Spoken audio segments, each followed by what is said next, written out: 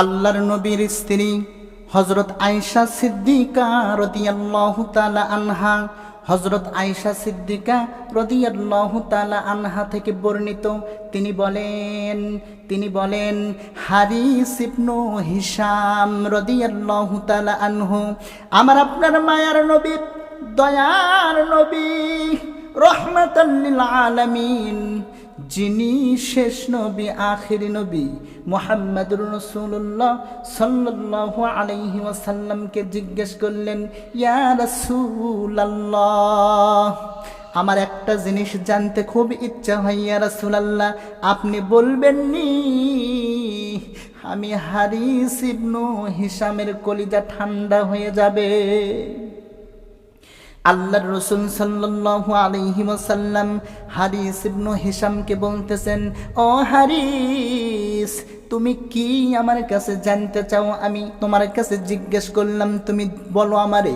সঙ্গে সঙ্গে হারিস ইবনে হিশাম বলতেছেন, ইয়া রাসূলুল্লাহ, ইয়া হাবিবাল্লাহ, আপনার কাছে যে ওহী আসে, অনেক মানুষ অনেক কথা বলে, ইয়া রাসূলুল্লাহ, আপনার কাছে কিভাবে ওহী আসে আমাকে একটু বলবেন? যদি বলেন আমার কলিজা বড় শীতল হয়ে যাবে।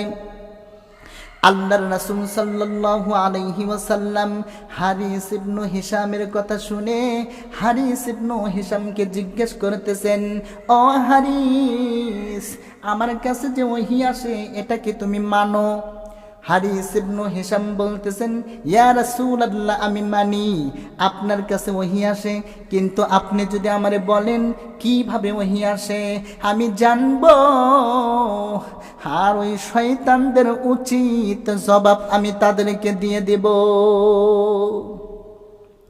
আল্লাহর রাসূল সাল্লাল্লাহু আলাইহি ওয়াসাল্লাম হারিস ইবনে হিশামকে ডাক দিয়ে বলতেছেন, ও হারিস ইবনে হিশাম, শোনো, আমি রসুলের প্রতি কিভাবে ওহী আসে শোনো। আমি রসুলের প্রতি সর্বপ্রথম ঘণ্টা ধ্বনির মতো আওয়াজ করে ওহী আসে।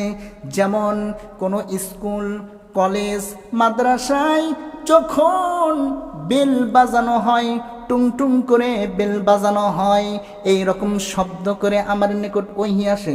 যতক্ষণ পর্যন্ত এই শব্দ হবে, এই শব্দের মধ্যে জিবরাইল আমার কাছে ওহী নাজিল করে।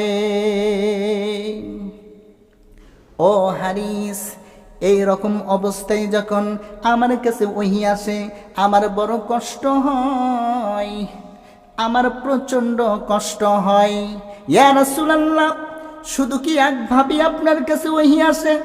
না না, একভাবে তো ওহী আসে না। ও আমার সাহাবী, শোনো শোনো, কোন সময় ওই ফেরেশতা জিবরাইল আলাইহিস সালাতু ওয়াস সালাম, কোন সময় ওই ফেরেশতা জিবরাইল আলাইহিস সালাতু ওয়াস সালাম কোন সময় মানুষের রূপ ধারণ করে আমার কাছে ওহী নিয়ে আসে, আমার সঙ্গে মানুষের মতো কথা বলে। তখন আমি তার কথাগুলো শুনি এবং ওহীগুলো মুখস্থ করে নেই। এইভাবেই আমি রাসূলের কাছে ওহী আসে। সকলেই বলুন আল্লাহুম্মা আমিন। আল্লাহ গো, আমাদের সবাইকে পরিপূর্ণভাবে রসুলের উপর ঈমান আনার জন্য, আল্লাহ এবং আল্লাহর রসুলের উপর ঈমান আনার জন্য তুমি আমাদের তৌফিক দিয়ে দাও।